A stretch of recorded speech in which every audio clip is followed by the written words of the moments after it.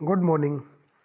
नमस्कार दोस्तों, आप सभी का यूट्यूब चैनल के इस शिक्षालय पे हमारा स्वागत है। Welcome to all of you my YouTube channel इस शिक्षालय ड्रीम फॉर सक्सेस। हम लोग लगातार इस हिंदी की श्रृंखला कर रहे हैं। हिंदी की सीरीज़ में आज प्रैक्टिस नंबर 10 करेंगे, जो कि समास का दूसरा टॉपिक है। दोस्तों, इंपॉर्टेंट क्वेश्चन हम लोग कंप्लीट कर रहे हैं, तो आपका ज़्यादा टाइम ना लेते हुए हम लोग प्रश्नों की तरफ चलते हैं। आज के सीरीज का पहला प्रश्न है, द्विगु समास का उदाहरण है। आपसे पूछ रहा है इनमें से द्विगु समास का उदाहरण है। ऑप्शन ए अन्वय, ऑप्शन बी दिन रात, ऑप्शन सी चतुरानन, ऑप्शन डी त्रिभुवन। तो आपको बताना है कि इनमें से कौन सा द्विगु समास का उदाहरण है। तो देखिए, अन्वय नहीं होगा, दिन रात भी नहीं होगा, चतुरानन भी नहीं होगा। चतुरानन जिसके चार हाथ में बहुब्रीहि का आपका अर्थ दे रहा है। तो ऑप्शन डी जो है त्रिभुवन, वो आपका प्रश्न संख्या 1 के लिए सही हो जाएगा, ऑप्शन डी यानी कि त्रिभुवन। ठीक, चलिए प्रश्न संख्या 2, इनमें से द्वंद्व समास का उदाहरण है। ऑप्शन ए पीताम्बर, ऑप्शन बी नेत्रहीन, ऑप्शन सी चौराहा, ऑप्शन डी रुपया पैसा। तो इनमें से आपको बताना है कि द्वंद्व समास क्या होता है, कि जिसमें आपको द्वंद्व की भावना, दोनों लगातार, भाई बहन, माता पिता, ठीक है, तो आपको क्या कहते हैं, द्वंद्व समास बताना है। तो ऑप्शन ए पीताम्बर, ऑप्शन बी नेत्रहीन, ऑप्शन सी चौराहा, ऑप्शन डी रुपया पैसा। तो देखिए, जहाँ पे बराबर की बात हो रही थी, पीताम्बर में पीला पीत है जिसका अंबर, तो ये भी नहीं होगा, नेत्रहीन भी नहीं होगा, चौराहा भी नहीं होगा। आपको बताना है द्वंद्व, तो रुपया पैसा जो आपका हो जाएगा वो सही हो जाएगा प्रश्न संख्या 2 के लिए। 2 के लिए option number D is a right answer. ठीक, प्रश्न संख्या 3, अव्ययी भाव समास का एक उदाहरण है। यथाशक्ति का सही विग्रह क्या होगा। आपसे देखिए, इस प्रश्न में दो चीजें हैं। पहली बात तो यथाशक्ति किस समास के अंतर्गत आता है, अव्ययी भाव समास के अंतर्गत आता है। अब आपसे पूछ रहा है कि इसका सही समास विग्रह क्या है। ऑप्शन ए जैसी शक्ति, ऑप्शन बी आपसे कह रहा है जितनी शक्ति, ऑप्शन सी शक्ति के अनुसार एंड ऑप्शन डी यथा जो शक्ति। तो आपको सही समास विग्रह बताना होगा, तो ऑप्शन नंबर सी जो है वो सही हो जाएगा, शक्ति के अनुसार ही यथाशक्ति का सही विग्रह होगा। प्रश्न संख्या 4, पाप पुण्य में कौन सा समास है। ऑप्शन ए कर्मधारा है, ऑप्शन बी द्वंद्व, ऑप्शन सी तत्पुरुष, ऑप्शन डी बहुव्रीहि। तो प्रश्न संख्या 4 के लिए जो सही आंसर आपका हो जाएगा वो क्या हो जाएगा, अभी अभी मैंने आपको बताया कि द्वंद्व में जो होता है वो आपका बराबर की भावना, पाप और पुण्य। तो प्रश्न संख्या 4 के लिए बी ऑप्शन आपका राइट हो जाएगा। प्रश्न संख्या 5, लंबोदर में कौन सा समास है। ऑप्शन ए द्वंद्व, ऑप्शन बी द्विगु, ऑप्शन सी तत्पुरुष, ऑप्शन डी बहुव्रीहि। लंबोदर, लंबा है उदर, जिसका उदर मतलब पेट, तो आपको बताना है कौन सा समास होगा इसमें। तो प्रश्न संख्या 5 का ए जो हो जाएगा वो द्वंद्व है, ऑप्शन बी है द्विगु, ऑप्शन सी तत्पुरुष एंड ऑप्शन डी बहुव्रीहि। तो 5 के लिए जो आपका लंबा है उदर, जिसका मैंने बताया ना कि एक अलग अर्थ आपको प्रतीत करेगा, तो ऑप्शन नंबर डी बहुव्रीहि, यानी किसकी बात कर रहा है, भगवान श्री गणेश की बात कर रहा है। प्रश्न संख्या 6, देश प्रेम में कौन सा समास है। ऑप्शन ए अव्ययी भाव समास, ऑप्शन बी तत्पुरुष समास, ऑप्शन सी द्विगु समास एंड ऑप्शन डी बहुव्रीहि समास। तो देश प्रेम, देश के लिए प्रेम, तो यहाँ पे क्या हो जाएगा, तत्पुरुष समास, ऑप्शन बी सही हो जाएगा। देश प्रेम में कौन सा समास हो जाएगा, तत्पुरुष समास सही हो जाएगा। प्रश्न संख्या 7, परमेश्वर में कौन सा समास होगा। परम ईश्वर, परमेश्वर में परम ईश्वर, ऑप्शन ए द्विगु, ऑप्शन बी कर्मधारा है, ऑप्शन सी तत्पुरुष, ऑप्शन डी अव्ययी भाव समास। तो आपको बताना है इसमें कौन सा समास सही हो जाएगा प्रश्न संख्या 7 के लिए। तो प्रश्न संख्या 7 के लिए जो सही आंसर आपका जाएगा वो कर्मधाराय के लिए जाएगा। परम ईश्वर में देखिए विशेषण विशेष की बात और उत्तर पद प्रधान है, ईश्वर, ईश्वर परम ईश्वर की बात कर रहा है। तो प्रश्न संख्या 7 के लिए जो सही आंसर हो जाएगा वो बी हो जाएगा। प्रश्न संख्या 8, गौशाला में कौन सा समास है। ऑप्शन ए तत्पुरुष, ऑप्शन बी द्वंद्व, ऑप्शन सी कर्मधारा है, ऑप्शन डी द्विगु। गौशाला में, तो गौशाला का क्या होगा, गौशाला का मतलब गाय के लिए शाला, गाय के लिए घर, जिस जहाँ पे गाय रहती है उसे गौशाला कहते हैं।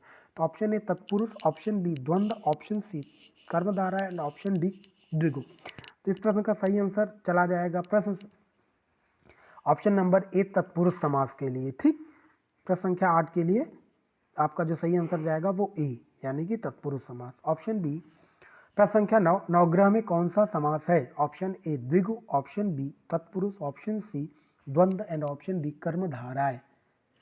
तो प्रश्न संख्या 9 के लिए जो सही आंसर हो जाएगा वो क्या हो जाएगा? नवग्रह। यहाँ पे जैसी संख्या की बात की तो आपको पता हो जाना चाहिए कि किसकी बात कर रहा है, द्विगु की बात। संख्यावाची शब्द है जिसका मतलब द्विगु की बात कर रहा है। ठीक, प्रश्न संख्या 9 के लिए ए नंबर आपका सही हो जाएगा। प्रश्न संख्या 10, विद्यार्थी में कौन सा समास है? विद्यार्थी, ऑप्शन ई तत्पुरुष, ऑप्शन बी कर्मधारय, ऑप्शन सी बहुव्रीहि एंड ऑप्शन डी द्विगु समास। तो प्रश्न संख्या 10 के लिए आपका जो सही आंसर हो जाएगा वो तत्पुरुष समास हो जाएगा। तत्पुरुष समास, प्रथम पद है ना विद्याधन अर्थ, ठीक है, तत्पुरुष आपका सही हो जाएगा। प्रश्न संख्या 11, कन्यादान में कौन सा समास है? ऑप्शन ए बहुव्रीहि, ऑप्शन बी तत्पुरुष, ऑप्शन सी द्विगु एंड ऑप्शन डी कर्मधाराय। तो प्रश्न संख्या 11 के लिए जो सही आपका ऑप्शन हो जाएगा तत्पुरुष।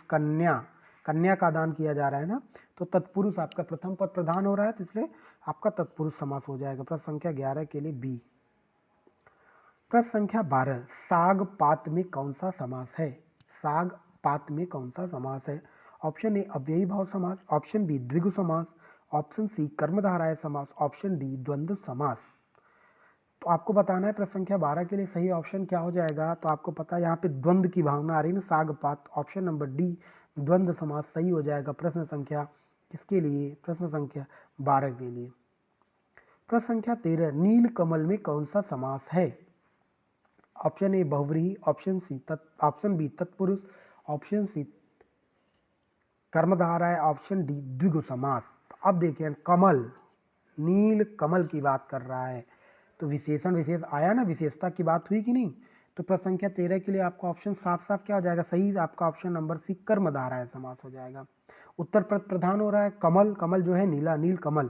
ठीक, प्रश्न संख्या 14, चतुर्भुज में कौन सा समास है? ऑप्शन ए द्वंद्व, ऑप्शन बी बहुव्रीहि, ऑप्शन सी तत्पुरुष, ऑप्शन डी कर्मधारय। तो आपको बताना है प्रश्न संख्या 14 के लिए चतुर्भुज में कौन सा समास होगा।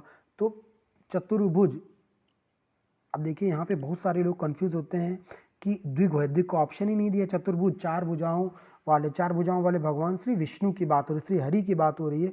इसका मतलब यहाँ पे जो आंसर सही हो जाएगा वो क्या हो जाएगा? बहुव्रीहि। बहुव्रीहि क्यों होगा?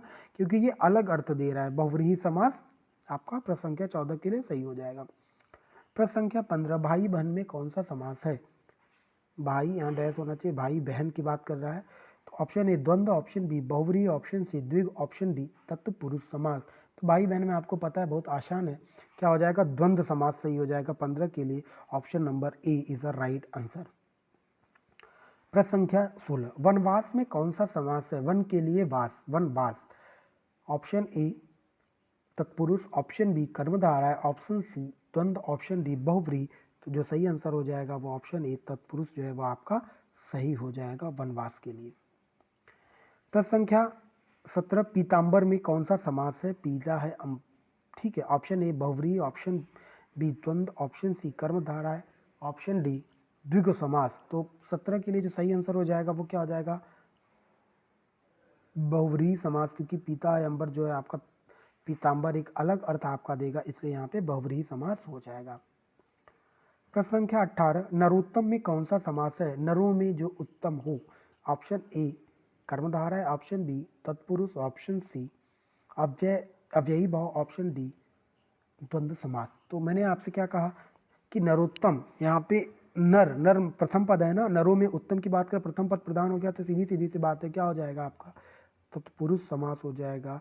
प्रश्न संख्या 18 के लिए बी जो है वो सही आंसर हो जाएगा। प्रश्न संख्या 19, आजन्म शब्द का उदाहरण है। ऑप्शन ए अव्ययी भाव का समास का, ऑप्शन बी तत्पुरुष समास का, ऑप्शन सी द्वंद्व समास का, ऑप्शन डी द्विगु समास का। तो आजन्म क्या हो जाएगा? आपको पता है कि ये आजन्म अव्ययी भाव का हो जाएगा, ऑप्शन ए। प्रश्न संख्या 20, युधिष्ठिर में कौन सा समास है? ऑप्शन ए तत्पुरुष, ऑप्शन बी बहुव्रीहि, ऑप्शन सी अलुक एंड ऑप्शन डी कर्मधारय। ये बहुत ही इंपॉर्टेंट प्रश्न है और मोस्ट इंपॉर्टेंट प्रश्न, इसको लगा लीजिए। और ये बहुत ही कंफ्यूजिंग भी प्रश्न है। बहुत सारे बच्चे देखें, यहाँ पे जो सही आंसर होगा वो बहुव्रीहि होगा। युधिष्ठिर, युद्ध में स्थिर रहने वाला, यानी कि युधिष्ठिर की बात कर रहा है, लेकिन कहीं कहीं पे आपको अलुक तत्पुरुष भी देता है। यहाँ ऑप्शन अलुक तत्पुरुष नहीं, केवल अलुक है। अलुक तत्पुरुष होता है, या जब अलुक तत्पुरुष और बहुव्रीहि दोनों दो तो बहुव्रीहि को ही हम आंसर सही करेंगे, आयोग ने भी इसको माना है। लेकिन अगर बहुव्रीहि नहीं है, अलुक तत्पुरुष है, तब आप अलुक तत्पुरुष को मान लें, लेकिन बहुव्रीहि है तो हमेशा बहुव्रीहि को ही सही आंसर करिएगा। तो दोस्तों आज की श्रृंखला आपकी 20 प्रश्नों की कंप्लीट हुई। आज हमने आपको बहुत इंपॉर्टेंट क्वेश्चन कराए हैं, तो प्लीज़ आप इसको देखिएगा, पढ़िएगा, और अगर सही लगे आपको वीडियो तो लाइक और शेयर कर दीजिएगा। तो आज के सेशन में इतना ही। थैंक यू दोस्तों, और जय हिंद।